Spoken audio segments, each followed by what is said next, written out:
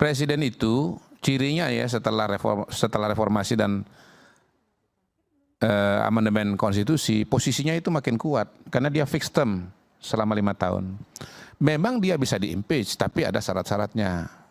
Nah sekarang syaratnya apa? Syaratnya Pertama, itu adalah hukum tata negara apa hukum ya, tata rakyat? belum selesai. Saya tadi mendengarkan Anda.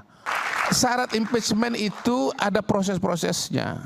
Sekarang prosesnya pertama nggak ada satupun indikasi. Nanti abang jelaskan ya. Di DPR, di Mahkamah Konstitusi nggak ada itu.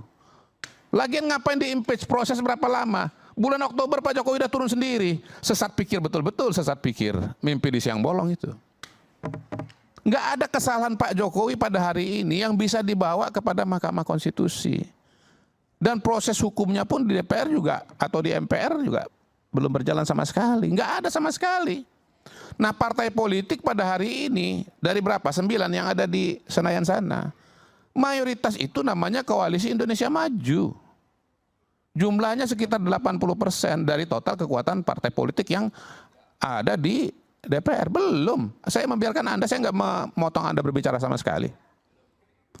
Jadi pada titik itu Bung Rocky bukan cuma nggak ngerti sistem politik Indonesia, dia juga nggak ngerti matematika. Matematika yang paling dasar Bu Macica. Bahwa anggota DPR itu jumlahnya sekian-sekian, lalu kemudian ada partai politik, dan partai politik yang mendukung Pak Jokowi itu ada berapa. Itu. Sekali lagi saya nggak ada problem dengan Anda. Saya punya problem dengan cara membaca sejarah. Terima kasih. Pak Kardi, boleh saya tanggapi 30 detik aja. Baik. Saya memang, Bang Rocky, ya, tidak setajam Muhammad Nasir, Muhammad Yamin, Buya Hamka yang abang sebutkan tokoh-tokoh besar Sumatera Barat. Betul. Tapi Bang, saya pertanggungjawabkan jabatan saya sebagai anggota DPR. Gak bisa begitu. Sebentar Bang, sebentar Bang. Standar kita adalah Nasir, Hatta, Syahrir. Kalau dari bawah Sebentar, itu Bang. Anda pergi dari Sebentar. demokrasi itu. Satu hal yang saya pertanggungjawabkan. Apa yang Anda pertanggungjawabkan Sebentar, kalau Bang. Anda udah dibilang, Abang bicara. Anda saya bilang nggak, Anda di bawah standar pendiri republik. Ya. Ngapain Anda ada di sini coba? Sebentar. Tapi satu hal yang bisa saya pertanggungjawabkan dunia akhirat Pak. Ini bukan soal dunia Sebentar. akhirat, ini soal Nah, ide ini republik, ide demokrasi. Abang maunya didengar saja. Tidak, tapi tidak Anda mau sendiri udah mendengar. mengaku Anda di Sebentar. bawah standar. Ngapain Anda bicara Sebentar. lagi? Saya nggak dengar orang di bawah standar. Saya Rocky tadi saya katakan tadi kita pelihara menjadi sebuah etalasi akademik saja. Biar saja itu menjadi satu diskursus yang tidak selesai, biar itu menjadi satu dan tidak akan pernah selesai menurut Anda? Iya, bernegara itu ada kepastian. Apa yang menyebabkan negara itu bergerak?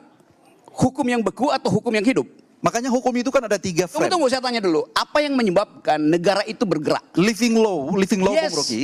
that's Ya, poinnya living law itu. living law itu sebagai Tunggu, satu living law itu ada dalam konstitusi apa tidak?